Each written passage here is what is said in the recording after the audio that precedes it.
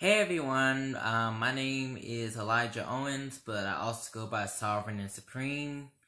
I'm so happy and grateful to be back here, and in today's video, I just wanted to talk about how to deal with people who wrong you. First and foremost, there is no right or wrong answer on how to deal with this. It's similar to meditation, it's just finding your way through the process. It's a journey. There's not necessarily a final destination that you have to navigate. But I just think it's a very personal, subjective experience because what works for me may not work for you, and I would hate to give you some advice that just doesn't gel with you. I mean, to me, it's important to be accurate. It's important to also be authentic concerning who you are. And I know it's a cliche when people say, you should just forgive a person because forgiveness is in your best interest. Forgiveness is for you and not the other person. But that is easier said than done. I mean, how are you gonna just forgive someone who just keeps stepping on your sore spots or just keeps invalidating you or treating you like your feelings don't matter? And I just want to clarify that your feelings do matter. You're important, you're powerful, you're amazing, you're worthy. But when a person does this to you, it's like they're gaslighting your worth and they're telling you that you're not. And by default, I would like to say that you are royal priesthood. You are invaluable. You're a priceless gem. And I'm not saying that just to hype you up.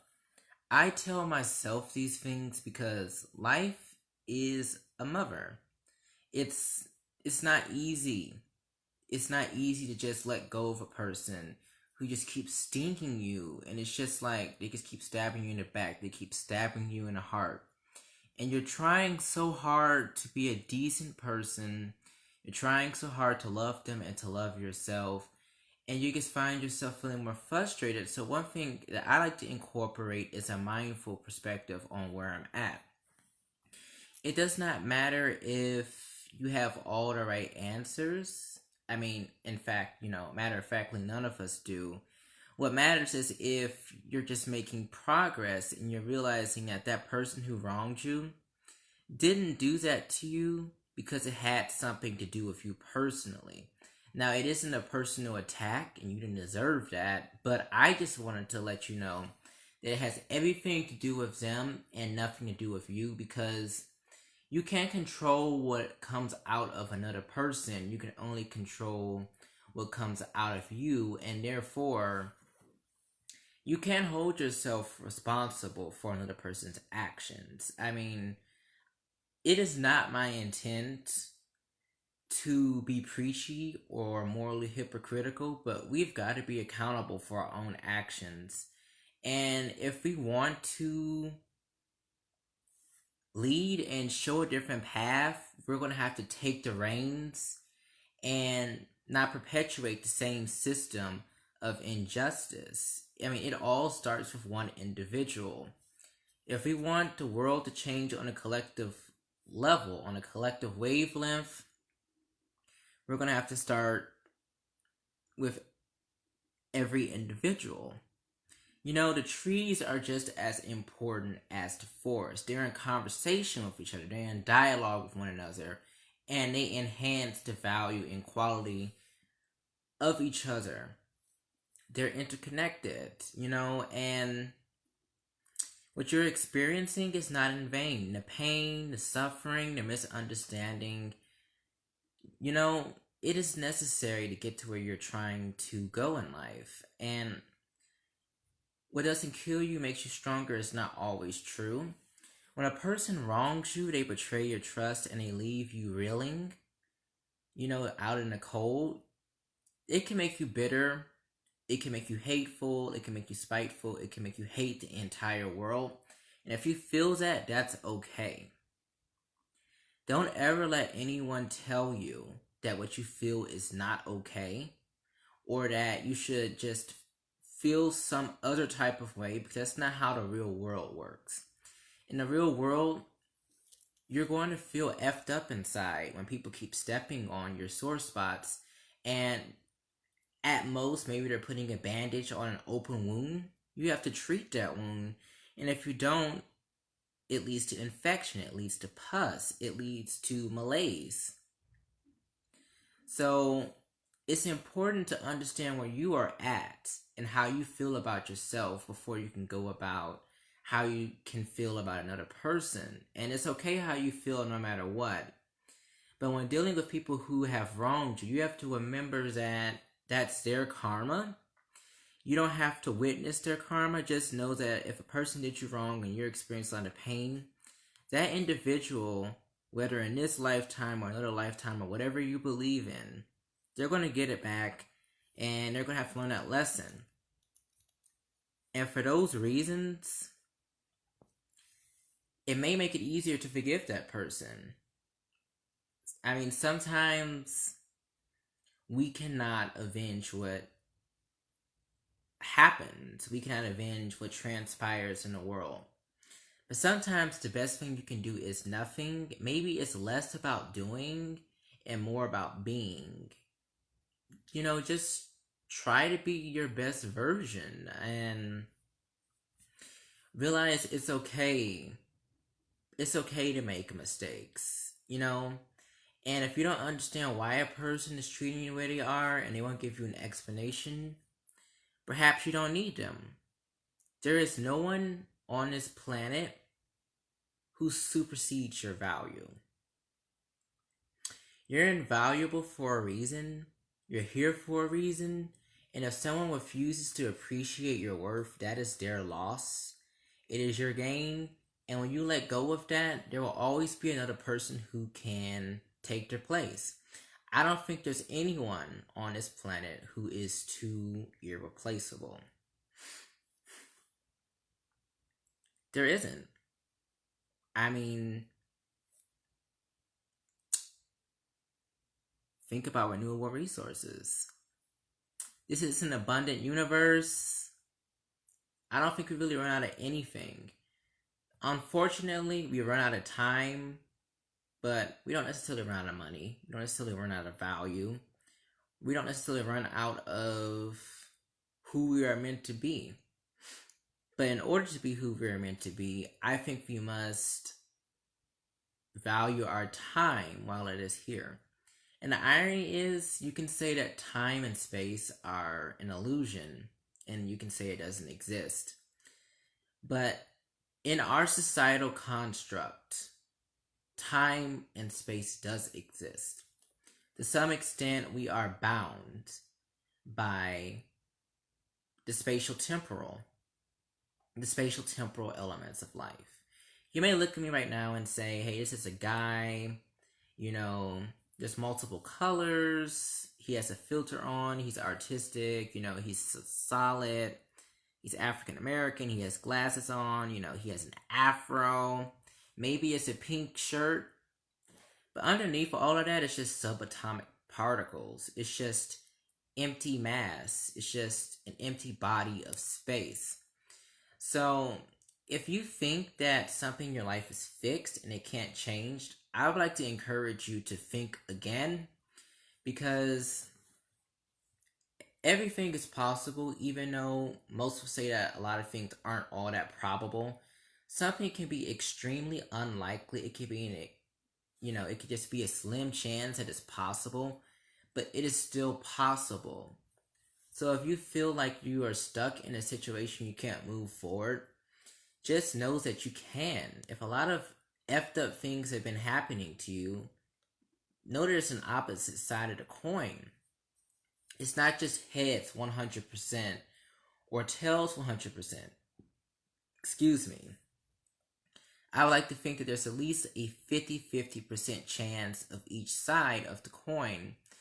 There's at least two sides to every story. So I think to some degree, if we could approach life like a narrative or like, a novel, it can help us. Because we're the main character of our lives, but what if we could understand the other characters, the other main characters, the secondary characters, the tertiary characters, the side characters? and, get a better grasp on their motivations, what makes them tick. Because maybe it won't change what happened, but if you can understand why a person did what they did, it just puts everything in perspective. You can release it and you can let it go. And sometimes that's the reason why, even when we're watching movies, we hate it when a plot ends on it's just open ended, and you're like, what does this mean? It's so ambiguous, it's so interpretive. It could have literally went any number of ways. So when we think of it that way, sometimes we have to be okay that we're not going to always get we're not going to always get closure from a circumstance, from a person, or from an event. And that's okay. Life is what you make it.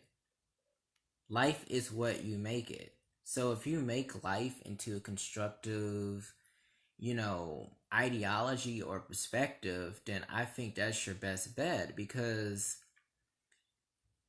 life is rarely what we want it to be, but I don't know if it's ever not what we need it to be. I mean, in my experience, I've just realized that the more you postpone who you're supposed to be, or like your purpose in life, the more friction you experience. So it's just better to be transparent and honest about who you are and how you feel. And I agree we should be compassionate and understanding of one another, but don't sugarcoat the truth. You may not like black coffee, but would you rather have black coffee or diabetes? I'm going to ask that question again. Would you rather have black coffee or diabetes? If you keep putting sugar into everything, how are you going to appreciate the truth if everything is filtered? And that's ironic, because I have a filter right now with all of these colors.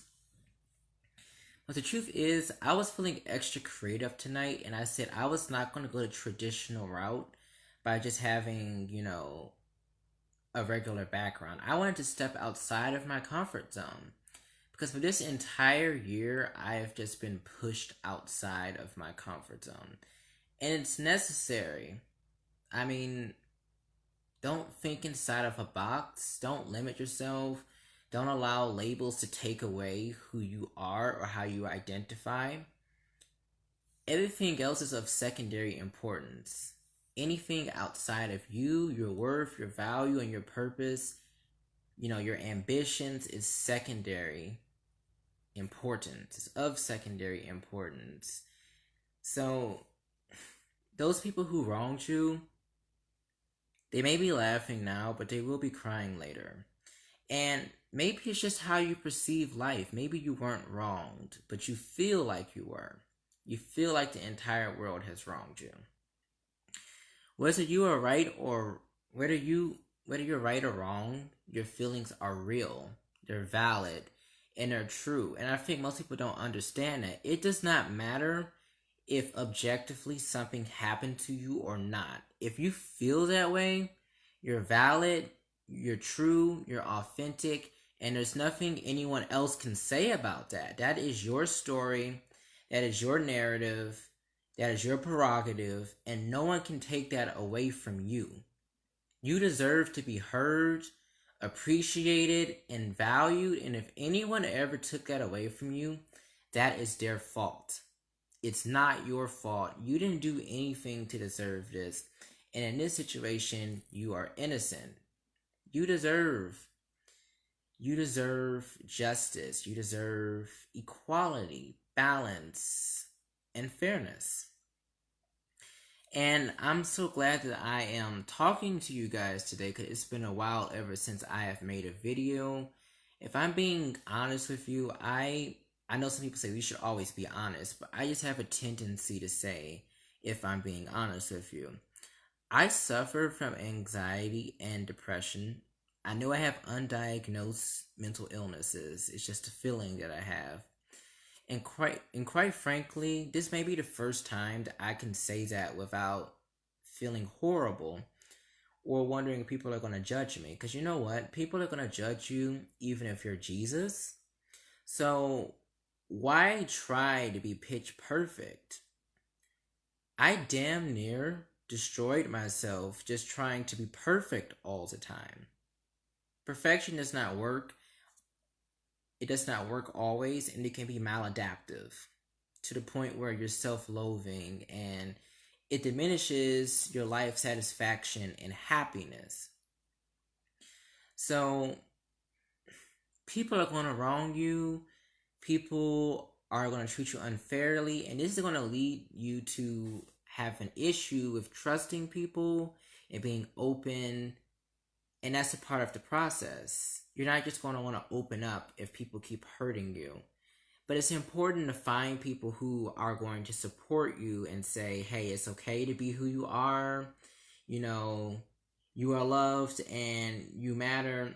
When you're around healthy people and when you start getting involved with healthy relationships, that's when you understand just how toxic your other relationships were. And you get a better feel and picture of your actual worth. And you see, I didn't deserve any of this. And I actually know what it's like to be cared by someone. And this is who I am. This is what I deserve. And I want more of that energy. And when you let go of what's been weighing you down, that's when you soar. That's when you have weightless shoulders. And that's when you can fully align with your purpose. Again, this is easier said than done. But it's necessary. Why be a bird in a cage? Why be a bird with one wing when you can fly? Why not fly? Why not soar? Why not go to higher horizons? Even when you're in a valley time of your life, you are the mountain. And I think it's important for us to step into our light and to own who we are. It doesn't matter what your religion is. It doesn't matter what your race is. It doesn't matter what your sexuality is. It doesn't matter what your gender is. It doesn't matter what your classification is. It doesn't matter what your nationality is. It doesn't matter what your political affiliation is. It doesn't matter how you identify on a social economic status, on a social economic spectrum. What matters is what's in your heart. What's in your heart? What's in your mind? What's in your soul? I had a cousin who told me yesterday that you could just put your hands to your mouth, then put it to your heart, and then say, I love you with your name. For example, you could say, I love you, Elijah. I love you, Elijah. I love you, Elijah. I love you, whatever your name is. When I experienced that, my entire head vibrated and I felt loved. And even if the world is not valuing you or acknowledging you, and if they're treating you like you're invisible, it is your right, it is your duty to honor yourself, to give yourself leeway, and to cut yourself some slack. Because more often than not, we are our worst critic. We're our worst critic, and we deserve to love ourselves. Even if the entire world thinks us, we are love. We are visibility. We are knowledge. We are divinity. We are understanding. And I think that if a person has wronged you and you feel like they haven't gotten their karma back, they will get their karma back. But ultimately, as crazy as this sounds, that does not concern you. The more you try to get even with a person, the more karma you accumulate. Revenge seeking does not work. However, it is important to avenge yourself by knowing your worth and standing up for who you are. You do not need to be around people who invalidate you, minimize you, and treat you like you're garbage or you're subpar. You're worthy. You're a diamond. You're riches. You're gold. And your experiences are bringing every part of you from silver to gold and to platinum, etc., etc. Being a human being has nothing to do with being perfect. It has everything to do with evolving, everything to do with improving, everything to do with progress. Progress. Practice makes progress. And just know that you're on the right path. If you were not on the right path, people would not attack you, they would not put you down, they would not be condescending. Be who you are meant to be. Whatever happens, just know it's 10% of what happens and 90% of how you respond. And if you have an issue with responding, that is okay. It's okay to respond the so-called wrong way. It's okay to make mistakes. It's okay if you yourself are toxic. But I would like to encourage you to work on yourself because you deserve it. You are worthy. You are worthy. You are worthy. And there is no need to settle for anything less. When a person wrongs you, they're going to get their karma back and you're going to be better for that experience. It is best to find the method to the madness, to understand why things happen when they did and how that can transform you into your best version. And before I like to leave, I like to say I love you all. I appreciate the people who still watch my videos and my sovereign shorts. And I feel great that I am returning back to my roots, only better. You can't change the past, but you can change the present. And that is indicative of the future you are creating. To predict the future is to create it now. So you can learn from the people who have wronged you to not make the same mistakes they did and to inspire other people to be as brave and fearless and courageous as you are. And whatever there is, whatever you think is worth fighting for in your life, including you, fight for it. Not because you think, it's an eye for an eye or you're trying to fight fire with fire, but because you love yourself. You love the person you're becoming. And you love the process that you are on to being your best version. No pressure. The only way out is through. So, when dealing with people who wrong you or who have wronged you, I think that it's just important to keep a healthy psychological distance. You're not obligated to keep subjecting yourself to the same trauma or torture. You're not. And that's something that I'm learning myself. You don't have to settle for someone else's bullshit. However, you cannot always avoid people that bring out your worst. So if you believe in a higher power, yeah, I think it would be helpful to talk to God or to talk to Jesus, to talk to Buddha, to talk to whatever you believe in, even if you don't believe in anyone.